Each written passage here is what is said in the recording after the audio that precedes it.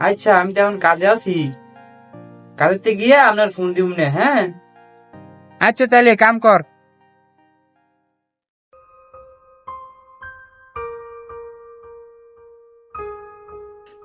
কি করি কি করি? আচ্ছা বন্ধু করে বলতে দিই, দেখা করতে কোনো একটা ব্যবস্থা করতে হয়নি।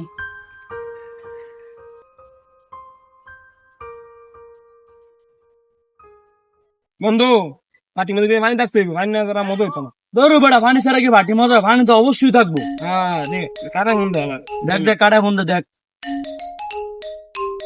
বন্ধু বন্ধু যদি রে। কিরে বন্ধু, কি অবস্থা? কি বন্ধু, কেমন আছ? তোর একটা হুন্দা দিলাম হইলে, তুই দিয়ে ভালো হয়েছে।